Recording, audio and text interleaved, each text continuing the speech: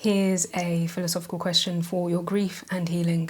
What if we're not stuck in something, but stuck to something? Because when we say, I feel stuck, we often imagine ourselves trapped inside a situation, a relationship, a job, a friendship, a family role, a version of parenthood, a life that no longer feels like ours. And sometimes, yes, we are stuck in something. There may be real material conditions, money, housing, childcare, health, immigration status, racism, disability, work, safety, care responsibilities, systems that make movement difficult, costly, or unsafe.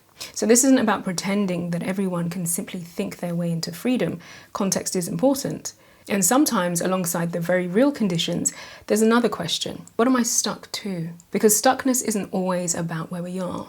Sometimes it's about what we're attached to. We might be stuck to an identity, the strong one, the fixer, the good daughter, the responsible one, the person who never needs help, the one who always copes. We might be stuck to a future we imagined, the relationship we hoped would become safer, the career we thought would fulfill us, the family we wanted to have, the friendship we thought would last, the version of healing where everything returns to how it was. We might be stuck to a feeling, guilt, shame, hope, resentment, fear, loyalty, the comfort of the familiar, even when the familiar hurts. We might be stuck to a label that someone gave us. Difficult, too much, not enough, ungrateful, traumatic, strong, selfish, broken.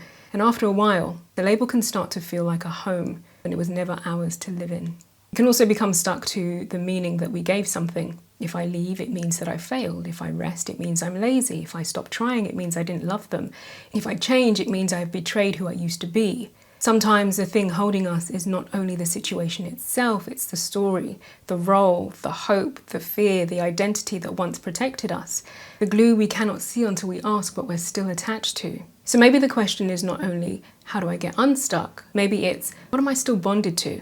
And is it still helping me live? Because some bonds protect us. Some bonds belong to love. Some bonds are responsibilities that we choose with dignity. And some bonds quietly become cages. To loosen what we're stuck to doesn't always mean making a dramatic exit. Sometimes it begins in the mind, a new permission, a new interpretation, a new boundary, a new refusal to keep living inside a name that was placed on us, a new understanding that what once kept us safe may now be keeping us small. So if you feel stuck, perhaps ask gently, is this a wall? Is it a wound? Is this a real world constraint? Or is this an attachment that is asking to be examined with honesty? Because sometimes freedom begins when we realize that we're attached, and what has been attached can sometimes slowly be released. Here are some reflection prompts for you to hold gently. Where in my life do I feel stuck, and what might I be stuck to? What has this attachment been trying to protect, preserve, or prevent? What would begin to loosen if I stop treating this attachment as who I am? Give this question some space. Until next time, be well.